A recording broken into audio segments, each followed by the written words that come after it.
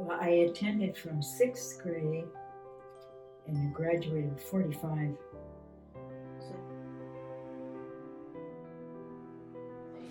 I was here for kindergarten, and my maiden name was Billadu, Gail Billy. And I was here from kindergarten through 8th grade.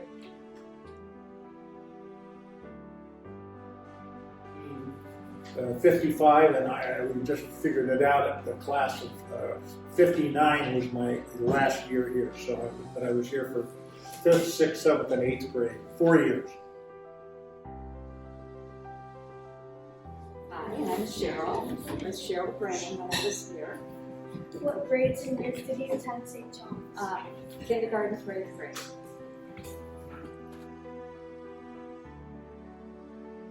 My name is Noel Pyatt, and I went to St. John's kindergarten through 8th grade. I graduated in 1960. I started here in 1951. I only went here for 1 year. I started in fall of 1959. I graduated in the class of 60, which is the wall over there. I was here at St. John's from when I was a kindergartner in 1952 until I graduated 8th grade in 1961. And my full name, if you want the whole thing, Karen Sue Margaret Mary Rockhold Giffen. Got it?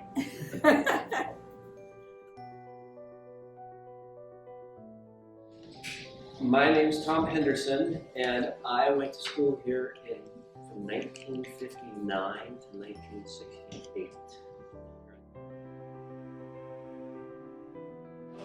Mary Del Rey. My maiden name was Henderson, which is what I started in 1st grade, went through 8th.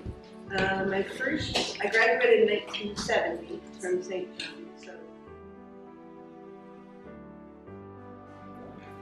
My name is Josie Haley, formerly Abrahamson, and I switched from public school to St. John's in the 5th grade, and I was here through 8th grade. Kenny Gallholm, What years did you attend St. John's? 72, 1979.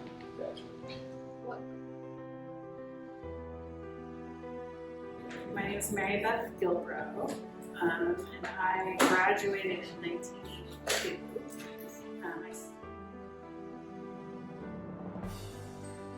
My name is Andrea Borman. My maiden name is Lozano, and I attended here kindergarten through 8th grade in 1983 to 1982.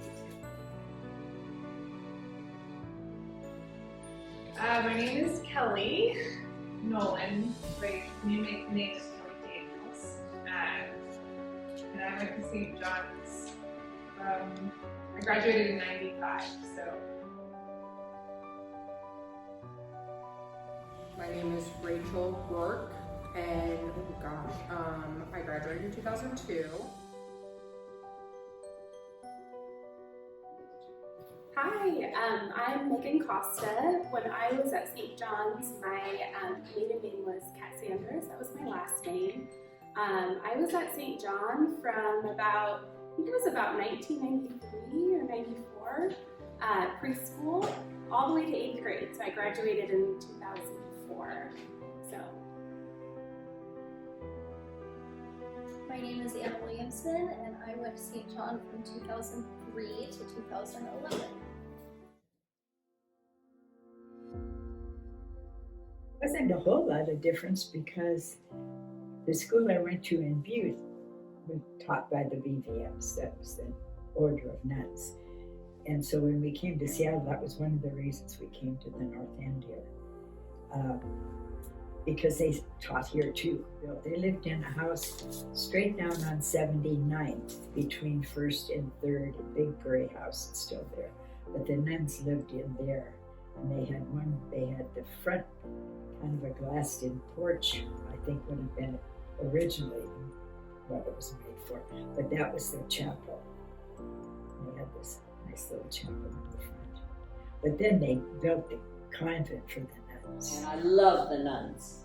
When I was little, it was just a whole new magic world to watch those women running around this building and all of that clothing that they wore, and we could only see their faces. We couldn't see any hair or anything, and that was fascinating to me. I think when I was little, I didn't even know they had feet. You know, it was magical, and Father Egan was a very, very, very tight-fisted Irishman. Never spent a dime on anything he didn't have to. But one thing about Father Egan, he owned a bunch of houses, and when it come time to build Egan Hall, they called it Egan Hall, he had the money in the bank, and they built Egan Hall, and it was totally funded and totally paid for, and he withheld like $10,000 to take care of anything. But I haven't been back to St. John's for about 50 years. And when I came in today, there's all kinds of changes. We didn't have a flagpole. That area out in front is just straight building front. And a little bit of landscaping out to the street. Downstairs was our auditorium, and it was also our gym. We had basketball hoops. As you go into the room now, if you look where the exit sign is, that was where the stage is. The balcony was above what used to be the kitchen. Activities there. When I started in kindergarten, the new addition wasn't finished, and so kindergarten was in the auditorium. And the way Sister kept us track of us is they used tables to make a big sort of square with an opening on one end, and the classroom was within that square so that we weren't all over everywhere. to hear this story, the priest would come in and hand out the report cards, and he would usually read them out loud. I mean, you would know, like, oh, this is really great. Oh, hey, how come you got a D in this? I mean, oh yeah, there wasn't a lot of privacy there. 8 o'clock every morning, every 8 a.m. And you always wanted Father Egan to say Mass. Father Egan was the principal. He could say it, Mass in 18 minutes. And that would get everything done. That's communion and the whole works. He'd have it done in 18. There was no Space Needle. There was no Kingdom. There was no Lumen Field. There was no Safeville Field or T-Mobile Park or whatever you call it. There was no Sonics. There was no Mariners. There was no Seahawks, and there was no Kraken. So there was also no freeway through downtown Seattle. So that I-5 bridge that you see, it was being built in 1960, and it didn't get Or something put out about the opening at Egan Hall. My brother is on the cover with Father. What we had here was bowling. And they used to have Leilani Lanes up in Greenwood. And if you wanted to play on the St. John's bowling team, you could walk up to Leilani Lanes. We all would go. Everybody played because it was socializing, right? We would all go up to the bowling alley and we would play in the bowling league. And it was hilarious. I think the highest I ever bowled was like 14. I could not hit a pin to save my life. And then the Sonics were in the NBA basketball playoffs. That was here they won the championship. So anyway, and then there was a party down at a place called Pizza and Pipes, right down here with the bar. I think it's the Bartels, and there's a. Playground equipment was different. We had blacktop. We just did like cement. We had like wood chips, I think, in the play pit. You guys have a nice blue top now. We had boom boxes or radios that have the cassette option that you put in, and there's a record button. And you could have the radio on with the cassette in, and you press record, and the cassette tape would record the sound of the radio. Then you stop it, and then you could rewind the cassette and play back what was recorded. And then it would stay on there forever, I guess. Does that make I sense? don't know if you know where like the Snapdoodle Toys is and Bartels. So that Bartels used to be, well, they had a Blockbuster there, so we would go and rent VHSs and like DVDs. That was a huge like popular place. I was in 5th grade, and our classroom was I was in Spanish with Pablo, and Mrs. Aquila too, she was a brand new teacher at the time, and we were in Spanish, and all of a sudden we felt the room shaking, and the windows started rattling, and we had these big giant TVs, like on these stands that were in the like upper corner of the room, and it just started swinging back and forth. And we were like, oh my gosh, this is an earthquake. So it was this big earthquake. So we all like dove under our desks, and like, I think I remember what we were in, because we were in Spanish, we started praying the Hail Mary, like in Spanish together. Like we all linked arms and prayed, and anyways, everyone was okay. But that was like the big, I think, Nisqually earthquake. Yeah, it did. So I was in 5th grade in Mr. Tice's homeroom. So middle school was out in the portables. XDC, Extended Daycare, was where it used to be, all the way in the basement. And then the office was on the 2nd floor. We didn't have phones when I was in middle school, and if we did, they were like the slide-up phones, so there was no social media when I was in middle school, really. I did get... Well, they always had sports pretty much. And that's were kind of into sports too. I mean, we wanted them to be active in sport. But I don't remember the girls doing much, but the boys always had, you know. And then it was kind of an archdiocesan thing, because it would be the other parishes would be the ones that they would, you know, play against and so forth. Oh, it wasn't St. Al's, because St. Al's never had anything all that great. St. John's, we were a powerhouse, and here's, and I'll put them up here for later if you want to look. But here was a picture of our team, and we were a soccer midget city champions in soccer. We had good soccer teams. We were playing this game at I was a 6th grader, so it was a city championship game. And we played it at Blanchette High School, and that was a big deal to get to play at the high school up there. So The drill team was like competition. We went to competitions, and so we would have to like march like we were in the army or something. We couldn't smile. We had to have our arms like this, and we were actually won a lot of prizes and awards, and then I got chosen, and I always have been kind of get very nervous, and so my voice was just quivering, but I answered and did the salute and did everything, so we ended up winning that year. Everybody said it because I did a good job. We were really good at soccer, and oftentimes would be winning the North Division Championship, but could never beat St. Joe's. St. Joe's from the south could never beat St. Joe's. Is that the same? Is that still Yeah. So fun fact about cross country, because I was a big runner. So I guess my 8th grade year, I was the first St. John girl ever to win the championship for 8th graders. So that was kind of like for St. John, that was kind of a big deal. They were kind of excited about that. What did you do after St. John? well, I played professional basketball when I got out of Seattle University. I played for a little over 4 years. I played with 5 different teams, so I was well traveled. And that picture up there is of my sophomore year at Seattle University, and we played at the Seattle Coliseum, or whatever they call it now, the Green Arena. Climate Pledge Arena. Yeah, Pledge Arena. But we played my first college game after the World's Fair in 1962. We played the University of Arizona when I was a sophomore there, and that was the first. That was December 1st, 1965, I believe. So the things I played, look, you might not remember, but I played with Wilt Chamberlain against Bill Russell. Bill Russell, who just passed away, lived here in Portland, and Lenny Wilkins, who took the Sonics to their first championship. Lenny and I were teammates, and Bill Bradley, Willis Reed, Phil Jackson and myself, and Pat Riley. We all came out of college in 1967 together.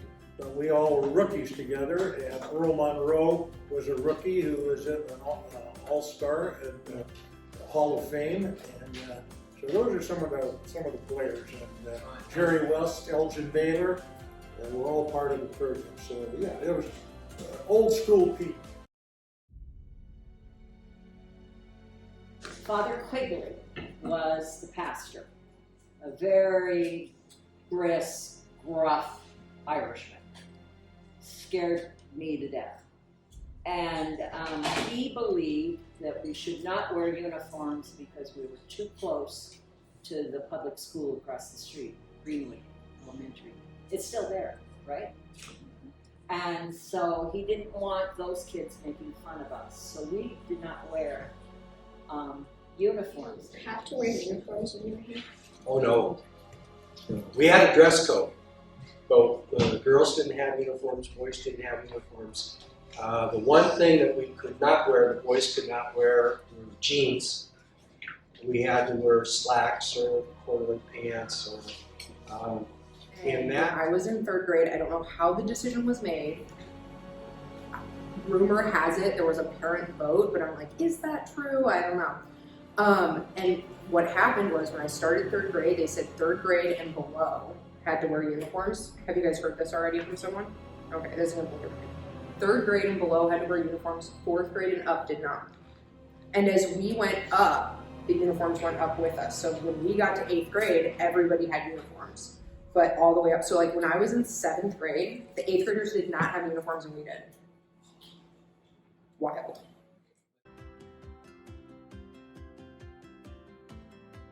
Couple of us, and I won't name names, but some of the people you've heard of today, myself included, we used to go out to go to the bathroom, supposedly. Well, we snuck out of school. And we put our hands up against the wall and snuck along that wall. And then snuck along that wall. And we went down to that grocery store. And we used to get candy. Liquor Makers, the best things. Mr. Sheffield had rats for science, and it was my brother who let the rats go. And they were all over the school, and my brother got suspended for that. It's a good segue here to one of my adventures with it. So I skipped school one time with my friend. We climbed under the fence. Friends lifted up and caught the 5 fame. The Yankees were in town, so we went and watched the Mariners play one afternoon. We never got caught. You just left school, went with your friend, and just went. So went to the game. This kid in 3rd grade shoved it in an outlet. Shoved the metal-handled scissors in the outlet. And I'm not joking. It was like a cartoon, like a black line shot up to, it was like boom! And it like popped. He got in huge trouble. It was not. That's like, anytime I think of someone getting in trouble, I think of that. Metal-handled scissors that shocked him. It's not good. Yeah, so we got in trouble for our skirts being too short. I don't condone any of this, ladies. They would line us up on this exact wall and they would do the finger test. So you'd have to put your arms straight down and your skirt had to be longer than the fingers. So when we got heads up of that, we'd start hiking them down. I was kind of a rule follower. That's probably why I'm a teacher now. I really didn't like the idea of getting in trouble, but there was one teacher that had been there since the school opened. She taught there 27 years. She was, she wasn't the principal. She was the 8th grade teacher, Sister Majestic. And they were all nuns. Music nun, but because they had a lot of nuns. All that interested in school. But kindergarten report card. That's how we got graded. Kind of a pass-fail system. We had to take this home to our parents. Their parents had to sign it and had to return it. The nuns and the teachers here were really good and probably prepared me really well for life. Sister Mary Enid was my 1st grade teacher, and I loved her. That's when they still wore the fall habits and the rosary. She always gave us a holy card on our feast day or you run into any of them, like they know your name still, like how many years later. It's just a positive, loving place. Mrs. Grandorf, I had in first grade. I remember her vividly.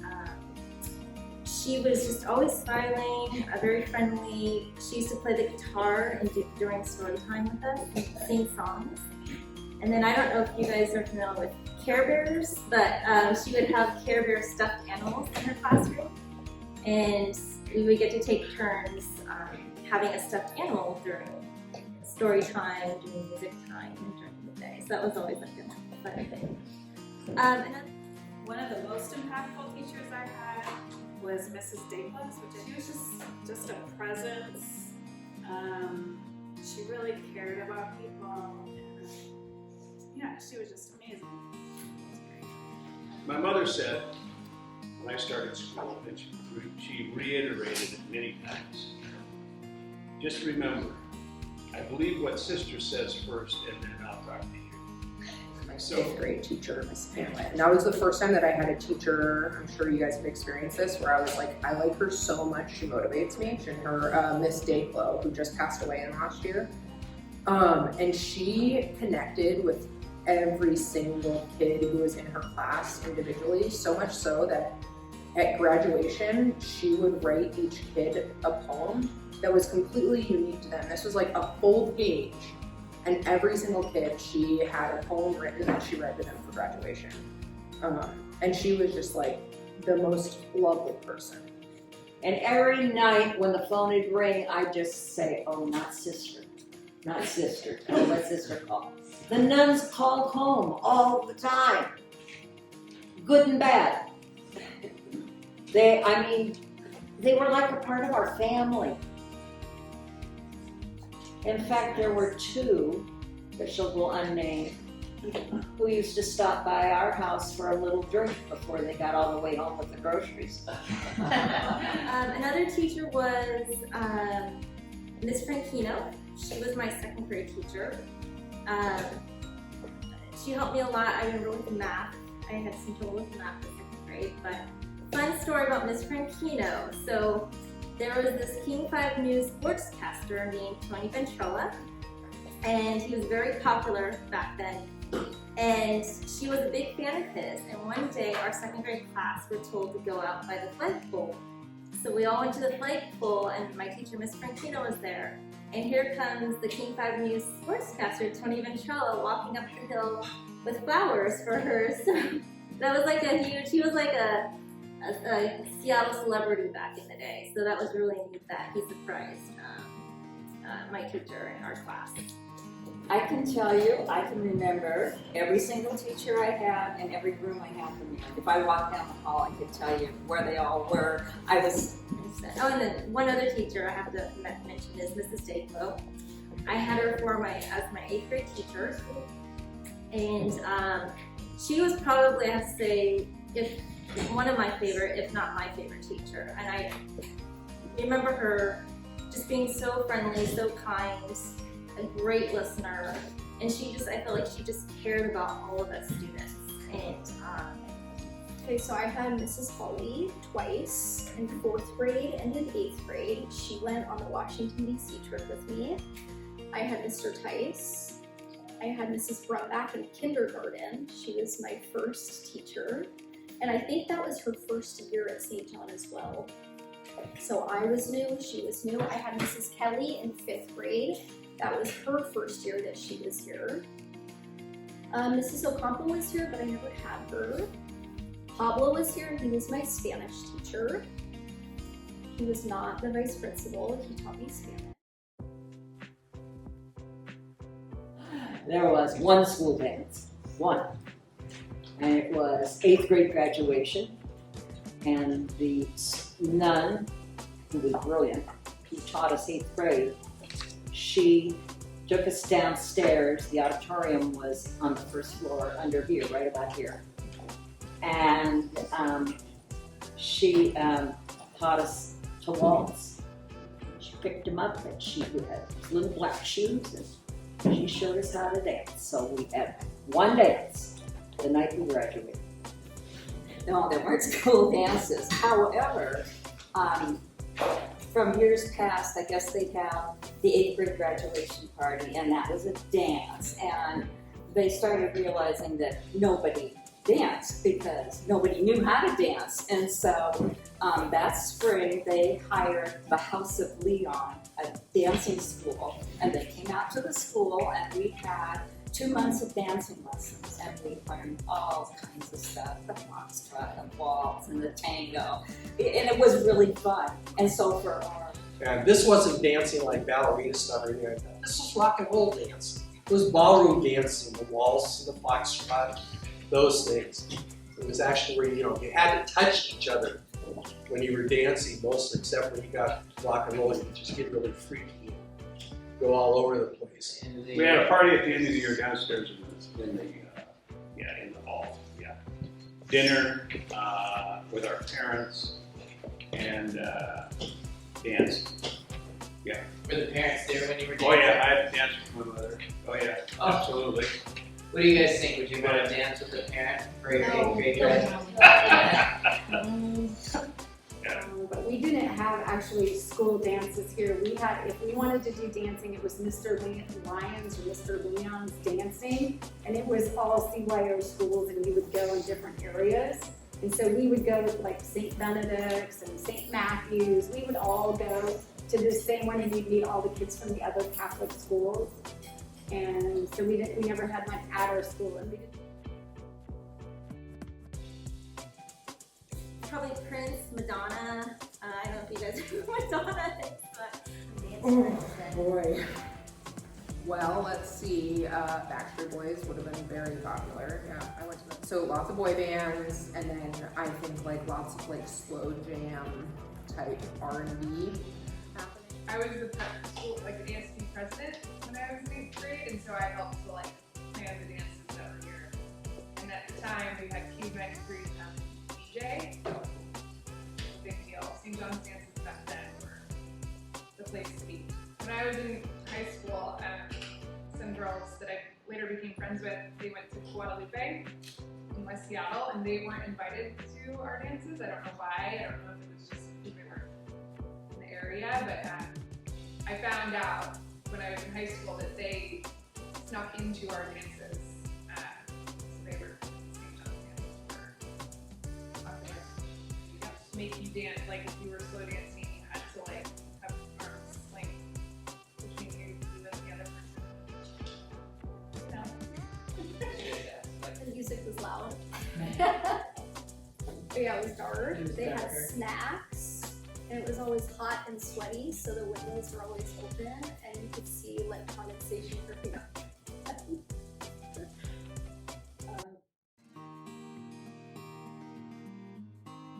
We all knew where everybody lived. We had sleepovers. We had, everybody knew everybody, and the parents, and everybody knew everybody from church. And this was it was good social family gatherings. And I look at my class photo and people I haven't thought of in 50 or 60 years. I have a memory that I can recall of every single one of my classmates. It was the responsibility of the parish to educate all of the children. And so all of the parishioners, of course, as they are now, are hopefully donating to the parish and keeping it going, but that also included the school. It's like really close-knit community, and I really felt like by the end of my years at St. John, like I just knew all of my classmates really well, and I got to, we kind of felt like brothers and sisters in a way. Like we just had, many of us had been in school together since, preschool, kindergarten, first grade. And then even some of my good friends joined our class like in middle school, and I still feel like even then like we just got to know each other really well. We had bazaars, we had picnics, the parents had dances, all our parents were friends and helped each other. The feel of like community that I always got from becoming here. It just felt like a nice community. A place that I trust and believe in and have confidence in, and how they're in the environment that St. John's creates for its students, and that's why I'm sending my own kids here. I think I'd just say a really happy place, a real happy time in my life where, it was a very happy time. Married too, so Oh. 2001, so my wife and I came here as well, so I got a special. Our reception was in Eaton Hall too, so that means a lot to me. Faith-based education, growing up with the belief in God, I still to this day, just having that faith, that foundation has been very important in my life, and then also carrying on to our children as well. But I think it's absolutely the community.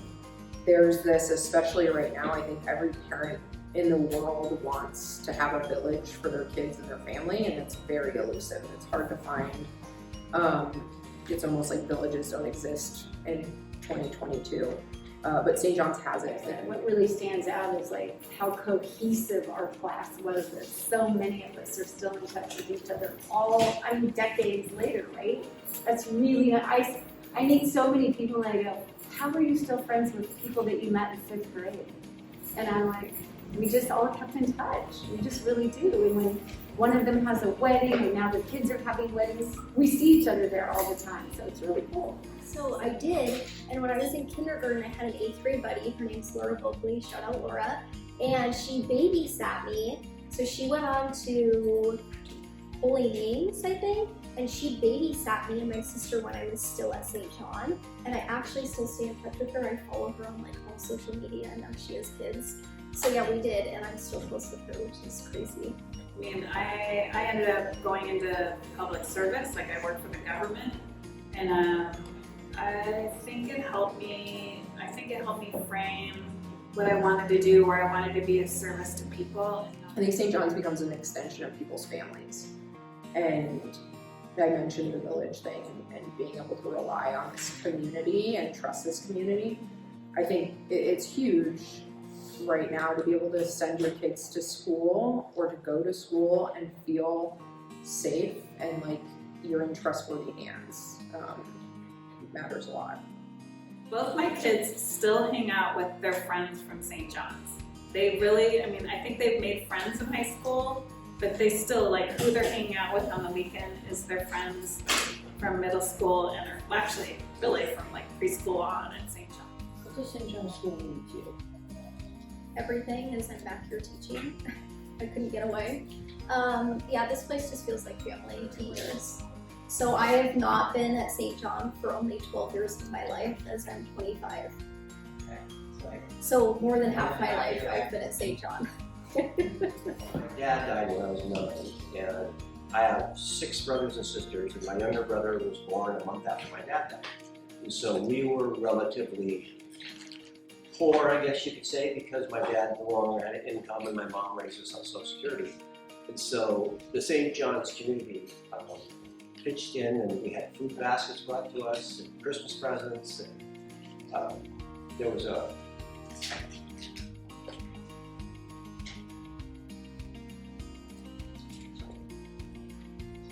real sense of community, so that I didn't know anything was wrong, but when you look back on your life and see how people helped you get to where you are, it's pretty cool. So it's really neat to be a part of this community and this church. You know, the way people stepped up and took care of my family. Just be the best that you can be, and I mean that from my heart, not just your head, but be compassionate and loving. The golden rule, treat others as you want to be treated. Definitely like enjoy your time while you're here.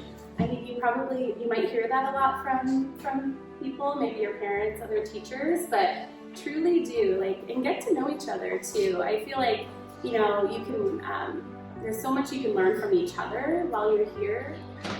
Life is 10% of what happens to you, and the other 90% is your attitude and how you react. Don't be afraid to make mistakes. You probably learn lots more from mistakes than you do from the regular things that you can take in easily. So it's okay to make mistakes. It's a learning opportunity. And the last thing I would say, have fun. Study hard. Have fun with your friend, have fun with the teacher, have fun. Just hold on to all the dear moments and memories that you have. I would just say enjoy it while you're here. Don't wish it away, because it's super special here. Your parents are just really, they have to sacrifice a lot to send you. And so, say thanks once in a while. And also, to think about how you can be of service to people less fortunate. My advice to you is enjoy your time here. Have fun. Enjoy the days you have. Enjoy the friends you make. Enjoy the things you do, because they will stay with you for a lifetime.